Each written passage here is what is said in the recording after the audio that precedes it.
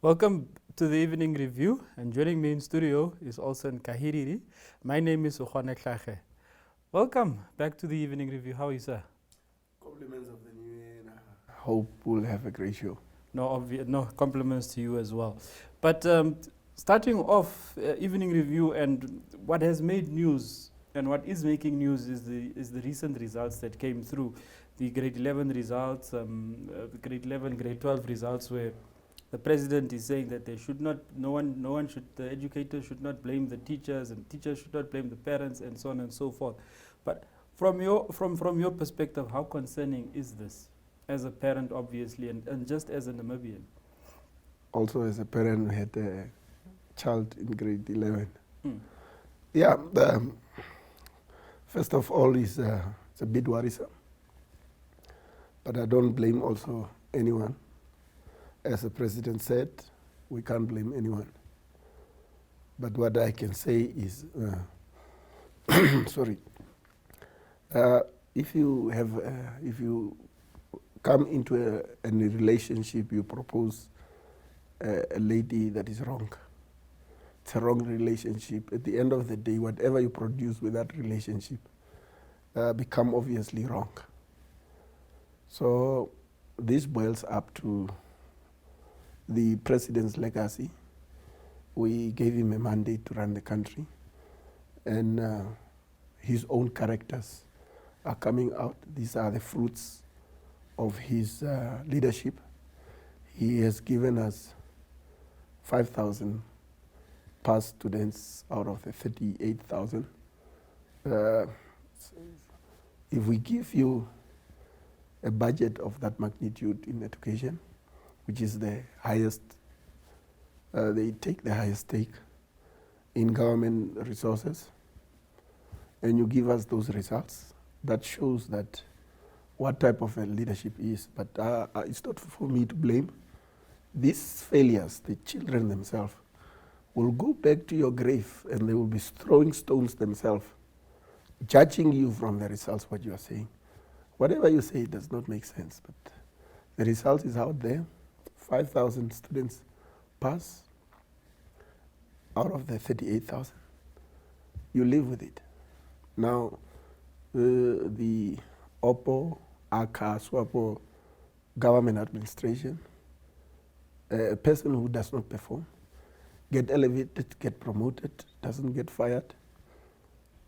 That's the moral of the story. For the past 33 years, that's what we have been receiving. And that's what we are going to continue to receive.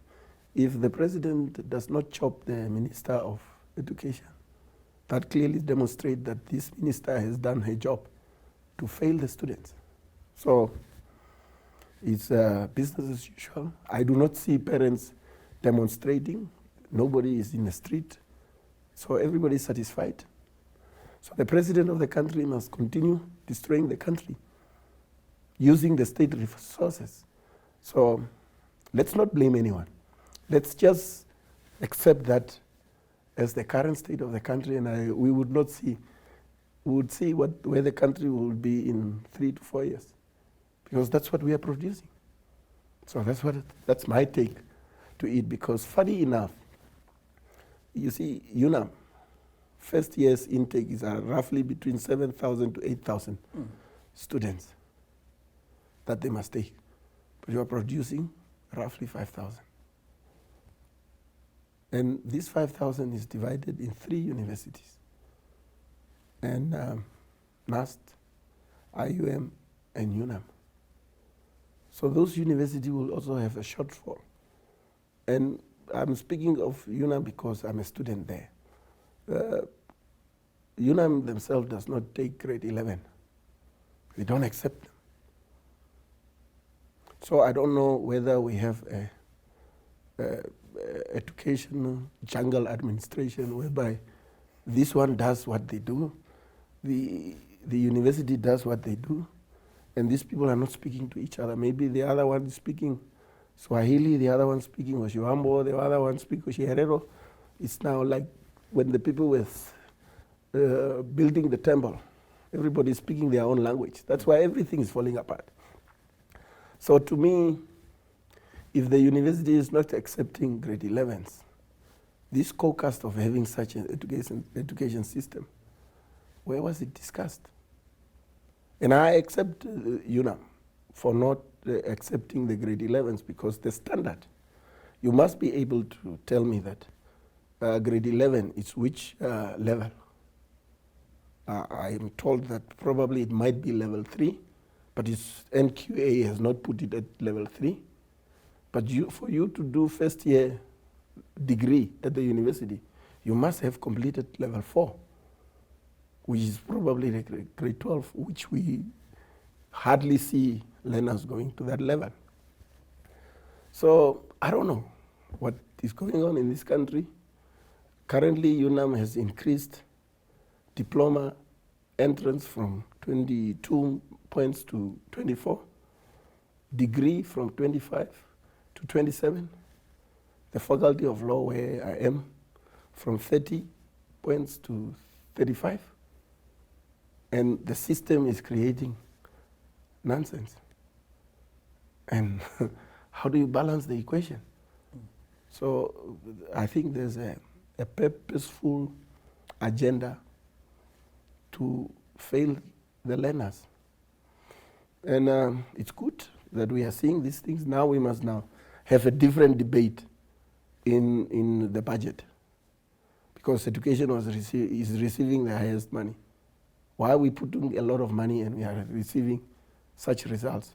So we must channel those money now to safety and security for the police officers, to protect those, to guard our houses from the children that are now street kids, because there's no jobs in the street. So these guys will become criminals. Ministry of Correctional Services, because these kids will go to prison to be arrested like they are Muslim. God forbid. Yes, no, but that's what we are creating. It's not what I'm saying, it's what we are creating. It's reality. So we channel those money to protect those people in jail, because that's a system that we have created. Don't blame anyone, but that's what we have. So that's Namibia for you. And then I want to move on to another issue that was left standing.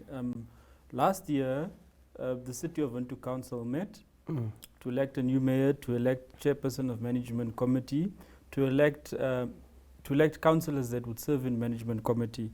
Now this has been left hanging. We don't know where we stand. And as it stands, the city itself, the biggest municipality in the country, also does not have a CEO. How concerning is this? And what does this say about Namibia's biggest municipality? You see, our constitution is founded on the rule of law. When you look at Article 1 of the Namibian constitution, it speaks of the sovereignty of the country, and it's guided by the rule of law. Now the municipality are guided by the Municipal Act and all these things. I think our biggest problems in all municipalities or regional, local authorities, or whatever, our biggest problems is politicians. We have brought these people to become apparently the board members who takes the final decision on the administrations of the council. But if you look at all these councils, the councillors are the biggest people who stop those municipalities and councils to function. They are the one stopping it from functioning. It's either a political agenda coming from the political house, or either an individual councillors as they sit there, each wanting a stake to enrich themselves for the next 5 years or so. So these people that we bring are the biggest problems. Don't tell me that the other previous councillors have been running these municipalities or not. But look at the law, how it was created. Even though you are in charge of the municipality, the minister has the powers also to make the final decision. Why? Even though you have the powers here, it's still controlled by someone. If you want to approve land, the line minister must approve. Why? So we must revisit the laws. Because the biggest problem is not what is happening in the municipality, especially in Windhoek. Is the political bureaucracy we have enshrined in these municipalities. I think it's high time that we revisit it and have a different way of running the municipalities, because councillors and these politicians from ministers and everyone are the ones who are stopping the technocrats who are in the municipalities or council to run their affairs. I have several cases in regional council and wherever. People are taking political decisions in employment setup, whereby they say, I do not want to employ you because you are from this certain political party, which is wrong. The Namibian constitution stops those things. So our misfortune is with the politicians themselves. I don't care which political party they come from, but these are the people who are stopping us to receive what we ought to have received from the municipalities. We'll continue this conversation in a brief while, obviously touching on other aspects or events that occurred towards the end of the year. But before we continue that conversation, do stay tuned. We'll be back after this break.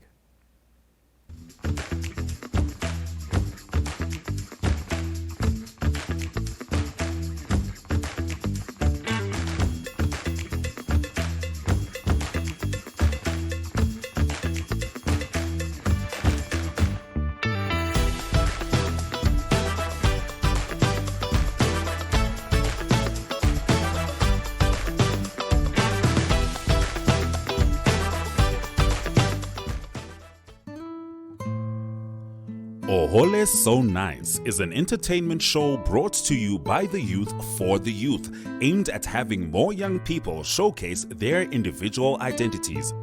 Making a good impression does not come easy. The nerves and the natural way youth interact when it comes to dating, well, this has changed over the years. This is a dating show that allows individuals to participate and be their own true selves.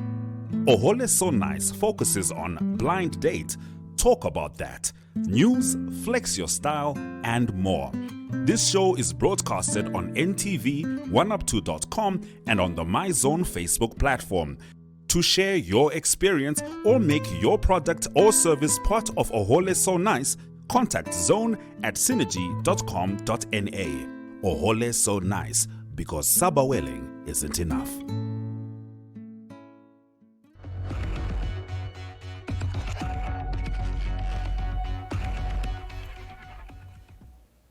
Welcome back to the Evening Review. Olsen, we saw that the SWAPO party elected for the first time a female candidate that would or is anticipated to lead the party to the 2024 elections. Aside from that, we have the Tula factor where, you know, there's this fatigue with the ruling party and where he got 30% of the vote, which one can say is not insignificant. We've seen the rise of parties such as the Landless People's Movement. We've seen IPC show its popularity in the Ronga region and also within Windhoek, to put it this way, in the urban areas. Are we gearing towards a coalition state? Obviously, because we know that OPPO, AKA, SWAPO has been leading this country for the past 33 years. The results that we are talking, I shouldn't say it, it's evident. It's the first time in the history of this country we have ministers in jail, and we have arrogant president saying that we must revisit the laws of the countries for these guys to be out of the these guys don't understand the statements they make. So that's the result that we have seen from... With or without the Netumba effect? Yeah, from the OPPO administration that we have, but they brought in Netumbo, as you rightfully said. But Netumbo, to come and do what? Is he going to change the angle or arguments of SWAPO? No. These people just lies. They bring in another person and say this person will bring what and what and what. Is this person going to control the Politburo? Going to control the decisions that SWAPO has created that we must enslave, do not protect workers in these countries, we must fail learners as we wish, we must steal state coffers and all this. Is she going to change those things? Everybody has been telling me that Netumbo is an ethical person, she is not involved in corruption, but she has been involved in the government administration. If she is an ethical person, who did she report being corrupt? She has been watching, or probably also hiddenly been stealing the resources, because I don't trust anyone being mentioned from the ACAS SWAPO administration, because I do not see anything concrete coming from them. But there are those who say, there's no other parties who can take over, but have you given them the opportunity? No. But what if people say, what is happening in the city of Windhoek Council? No, you see, there's a difference, and I've said it. There's a difference between how we have set up the laws. Council itself have to take a decision, but those decisions sometimes must go to the line minister. If you don't have the government, what else can you do? And it was clearly stipulated by the failures of Katrina, Hanse Himarwa, and Hage Geingob, that will make sure that in the south, like LPM, you won't govern, because we have the final say. And our people do not understand the whole things, how all this bureaucracy work, because for you to run the municipality or the town council, where is the money coming from? From the state coffers. And these people are saying, we are not diverting those funds to you. How will you be able to run the government? You are purposely being sabotaged. I'm coming from Okakarara, or Konjatu to be specific. The Konjatu road that was supposed to be built, constructed, it's not yet constructed because in that area, Nudo is the one leading. The government is diverting that money because they are not in charge. What are you telling me? So, all these political parties and the prospect of 2024 are seeing a coalition government is true, because people entrusted SWAPO, people entrusted the failure of the guy called Hage, whom they put 83% votes, big confidence, and the guy's results, I'm not saying it, you see it yourself. The guy is a total failure. I don't know where this guy come from and whoever saw confidence in him. But that's when you say viva, viva, viva. And this country's failures start with, if you have to appoint an ED, you must either do this in order to be appointed. These people are rubber stamped at the 700 million building. For you to become an ED of an administration, you must be doing this. What will you produce? Is where I told you that if you go into a relationship with a wrong woman, the results that you will produce there will be wrong. Now, if you appoint people based on this, the results you will see is the education results that you are going to see, is the results of people being in jail as ministers, is the result of us not producing anything in this country. For the past 33 years, we're still blaming apartheid.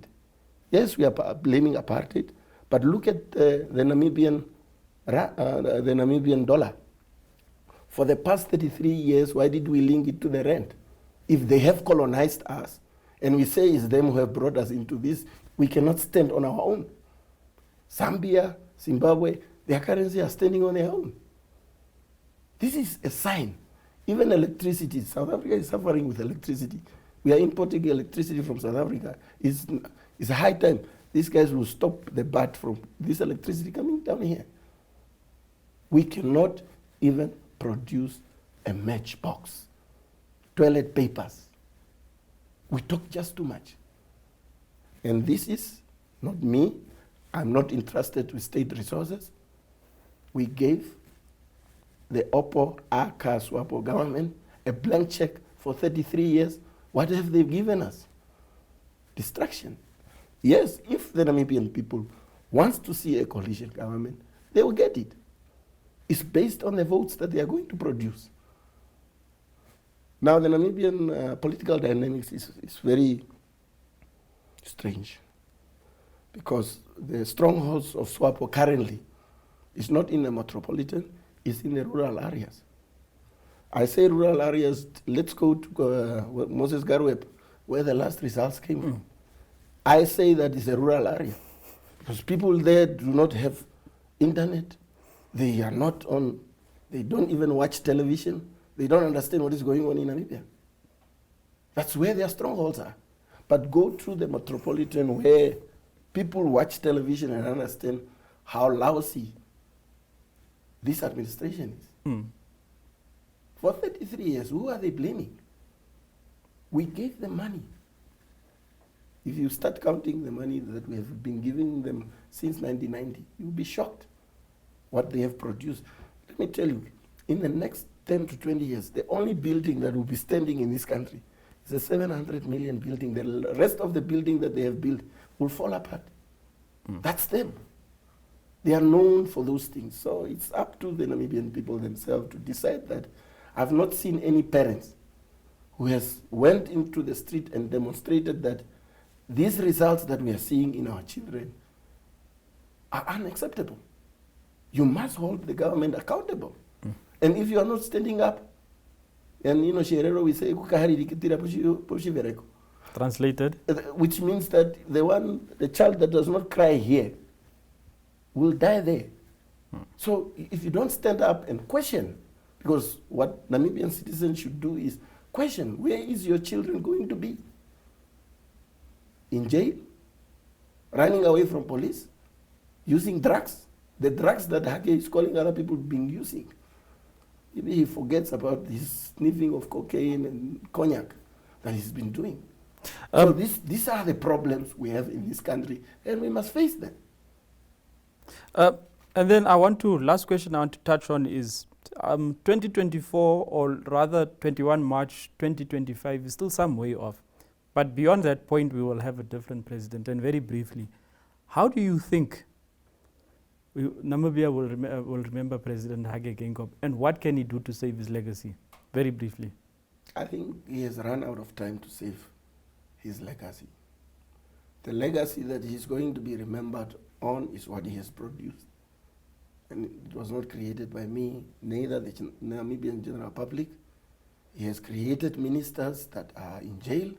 He has created failures. He was looking for, apparently, technocrats, looking for CVs. What has he produced? Fuck all. That's the legacy that we are going to remember him.